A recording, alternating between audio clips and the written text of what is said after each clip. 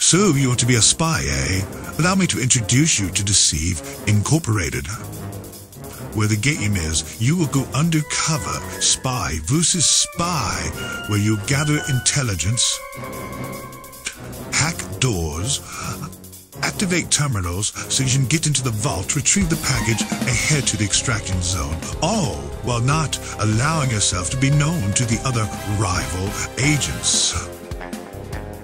So, are you now interested in being recruited by Deceive Incorporated? Well, hold on, by wannabe spies, because you're getting ready to learn it all. Deceive Incorporated, a game of spy versus spy. Played on multiple different maps in the classic 1960s spy genre atmospheres. As a spy, you'll take on a hologram and have a mission to unlock the vault. On the way, you'll hack a whole bunch of little items, some looking like Star Trek communicators, which I actually think they might be, which I like. Hack some safes to get some bonuses to give you the upper hand and some additional points. You'll use gadgets to be able to hack from afar. Got it. And if you're low on health, they've got food sitting around to give you some health. Then when it's time to change your disguise, well, I promise. voila, now you're part of the staff. Now your ultimate goal is to gather enough intel by hacking to be able to enter a room to activate a terminal. After 3 terminals are activated, the vault will open up, you can infiltrate the vault and get the package, and then you head to the extraction zone. When you do that, you've won the game. Now there's multiple ways to approach this game and multiple strategies that you can use. It looks like we've got a fellow spy right here. So you got a choice. You can track him down, try to take him out, or let him be, and you just keep on with your mission. There's many ways to play this game. I think that's one of the biggest benefits. And basically that's where he is. So as we can watch him, he thinks we're an NPC. As I walk through here,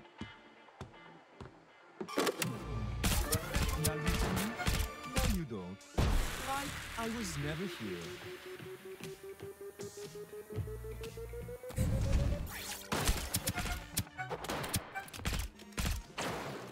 Let's keep this between us. oh, and we come in taken out by a third agent in the room who figured both of us out. And that's the beauty of this gameplay.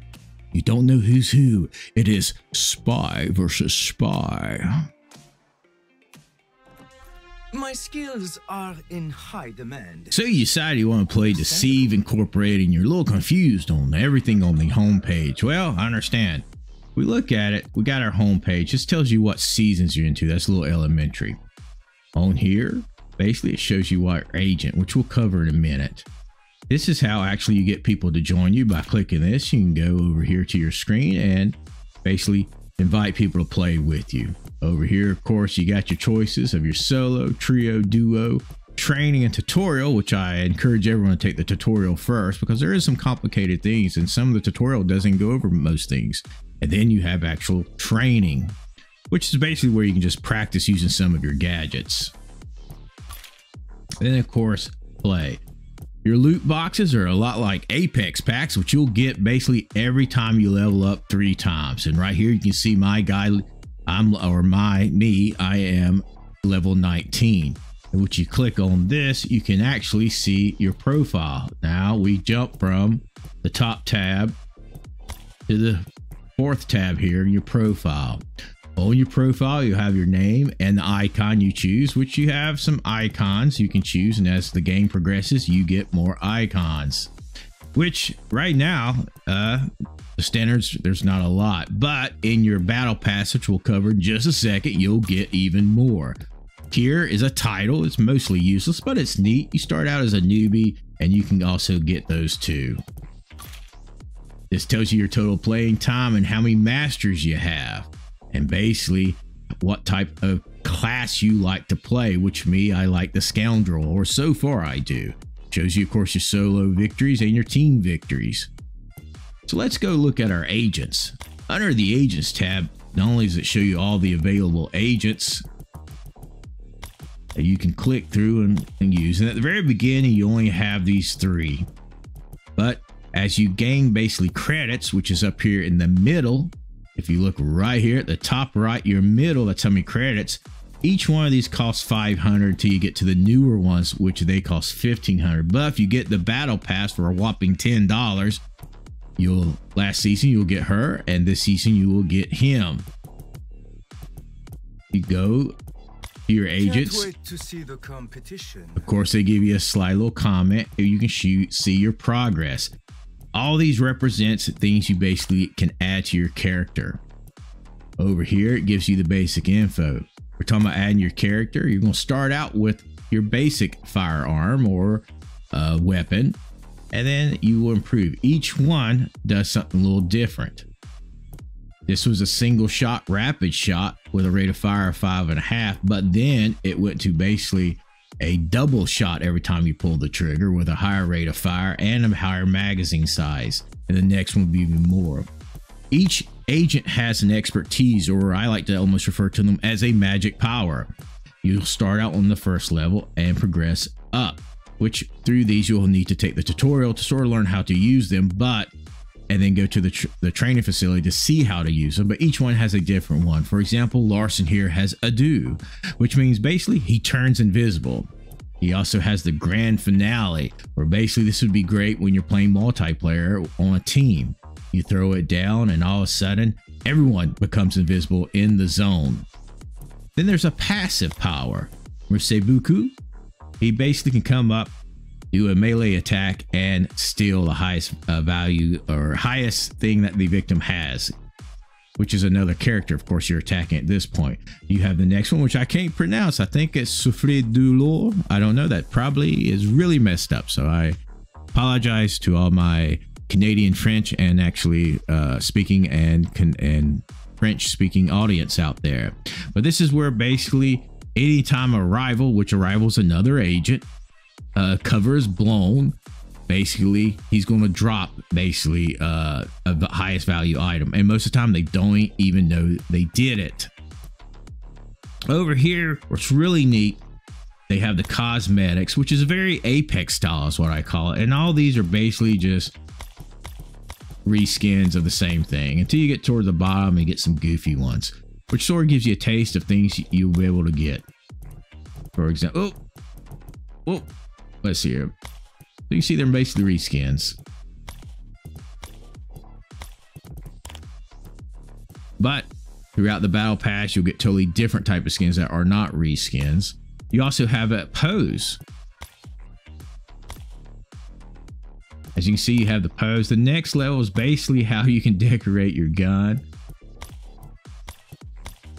And as you can see through here, there are tons of ones as you progress through the game, and also you'll get some through your catalog, which again is a battle pass. You also have these calling cards, which I'm not at this point really sure what to do with them. I think you basically throw them down so the other agents knows basically who did it, who stole what. You also will end up with 2 gadgets. You'll have 2 different categories of gadgets which you can use, each one with different powers. And the neat thing is you can actually color them also. So on this one, this is my bouncy pad. If I'm jumping from a tall building, I can deploy this and land like a stuntman without any fall damage. I can also use it to springboard me onto additional floor, and it matches my pistol with the pink flamingos. One of the biggest ones, or biggest gadgets you will be using is the spyglass, which you will use to hack things from a distance. And again, you can basically skin it to match the color of whatever you like. So they give you a ton of ways to basically make your character. I think it's a very neat idea. If we go up to field upgrades, this is more of a complicated topic where once you're playing the game, you might want to rewatch this to see what I'm talking about. But basically, they will have safes. These are little small safes that you will be able to crack, and you'll get basically a bonus to your character. Well, they allow you to choose that bonus. Now, these are color coded because the whole game is color coded, where basically civilian areas are gray, staff quarters are green, security is blue. Let's see, the next is, I can't remember what it's called, the purple, and then elite security is basically at the top. We'll look at those in just one moment and you'll see more what I'm talking about. But when you click on these, you have a whole bunch of bonuses you can add. And to the right, this is what these safes look like. I keep talking about that you can crack. But if I put the extended ammo pouch up at the gold, you'll actually not get 30%. You'll get much more. For example, let's do that to see. So look, you get 100% at this level versus 30% ammo. So the higher up, the harder there are to get. These are all sitting out in the open, staff quarters. You can easily get into those. And actually blue's pretty easy, but sometimes up here you might not ever get. So I put these in a certain rate, and I've made this for Larson. So if you get one, way you like, you hit here, and of course this is on console, but it's the same way on PC. You'll be able to title that to whoever so you know. So I've got Larson's right here, and this is sort of one I experiment with. And you can make multiple ones for multiplayer, single player, for different characters right here. And this is sort of your bank to use your field upgrades. We've already covered profile. Now the dossier. Now this is very important. These are the NPCs you're going to run up with. So as you can see right here, they have names, occupations, which is pretty neat. They give them a backstory. So these are the people you're going to be disguise yourself as. And then we're going to get to the color coded. Just like the safes, these guys are color coded. So this is your staff, which is green. You'll be able to enter any green rooms without being recognized. Now, the higher up, they can go in the lower. So staff is the lowest. Blue is your guard. So you'll be able to go in a blue area without being recognized. But also, the guards can go into the staff area. The technicians is what I was trying to think of earlier in the purple, and the technicians can of course go in the purple area. And then the elite guards, which have no names, no backgrounds, you just know they're the elite guards, can go anywhere basically outside of basically the gold rooms. So the elite guards can go into the blue, can go into the green, they can go into the purple. Of course, they are purple themselves too. Now you have the VIPs, and this is something I think a lot of new people aren't catching on. These are NPCs where there's going to be basically one on the map, and each map has a different NPC. Diamond Spire has Jati Binte, however you pronounce that, who is an athlete, stock investor, actor, recording artist, influencer, and dreampreneur. Dream. That word. Anyway, they got he's a trillionaire, multi-trillionaire. Anyway, then on Fragrant Shores, you have Luana Perez. I cannot speak this morning. Luana Perez. Luana. And then, of course, on Operation Silver Reef is the only one where you have two VIPs, which you have Nilford and Rebecca, which are military fashion designers, also called Angelfish and Starling. And then one of my favorite VIPs is Sebastian Garcia, who is an information broker. Interesting. Anyway, if you jump into any of these people, they can go wherever they want. The problem is, though, if you jump in one of these, you're going to have a target on your back, because all the spies know that most likely, if they see two of these, one of them is a rival. We go into seasons. This is where your battle pass is, which they call a catalog.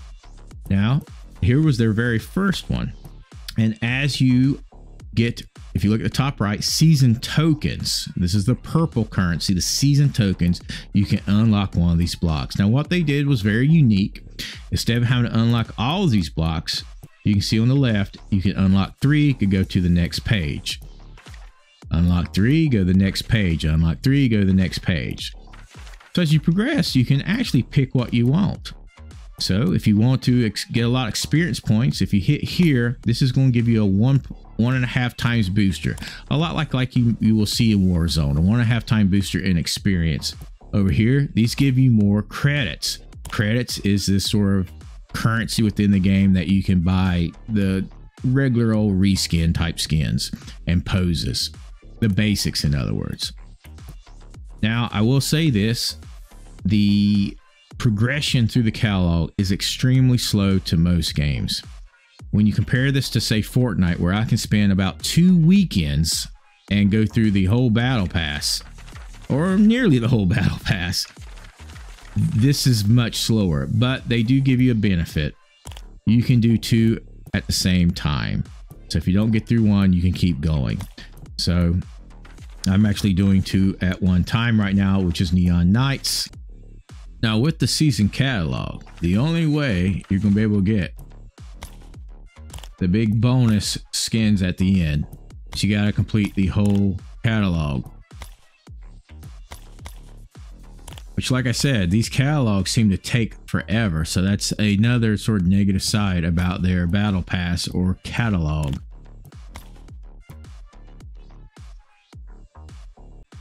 And then, of course, they have a small shop, and this reminds me of the early days of Fortnite. It doesn't have a lot of stuff. Now, I will show you one thing that's really neat Deceive is doing. That's actually 2 skins. Every skin is 2 variations of that same skin. So that is something that they've obviously learned. If you look at this, what Deceive Incorporated did, the developers obviously looked at Warzone, Apex, and Fortnite and try to pick the best of the best and listen to some complaints that people have had, such as the season battle pass in Fortnite. A lot of Fortnite players say, hey, I would like to do old, since I finish them so quick, I would like to do old battle passes and I would gladly pay for them. And that's what they're doing, which I think is very genius.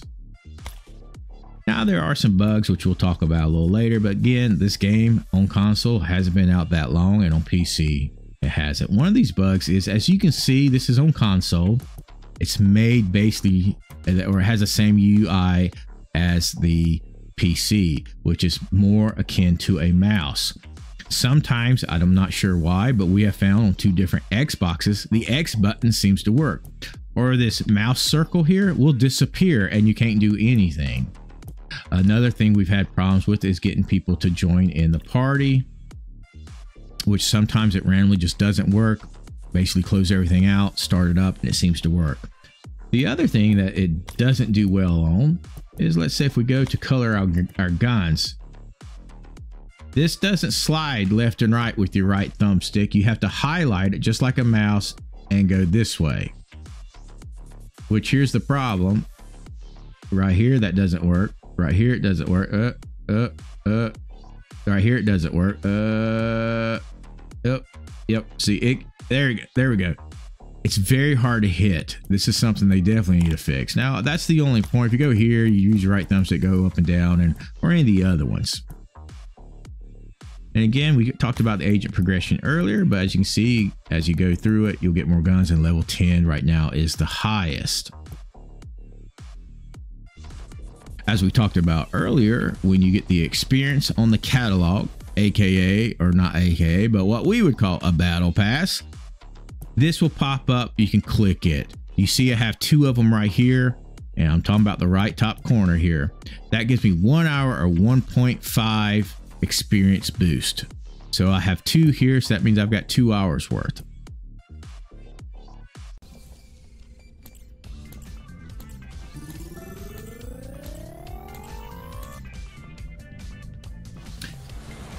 And so here's our mission report here, where it basically goes over. We got 38 hack credits, which equals 190 points. We had 2 field upgrades. Those are the things, of course, you hack from the safe.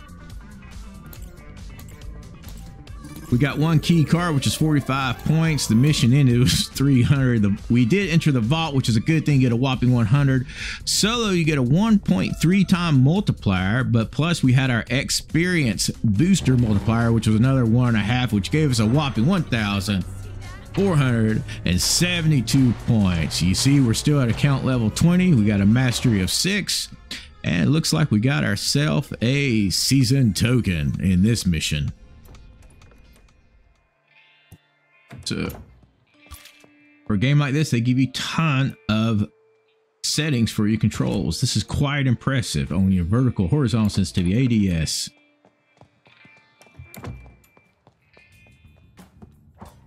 Now, when you're in the lobby, if you look up here, you always see what the next map is, along with the VIP, just in case you can't remember which VIPs go with which maps.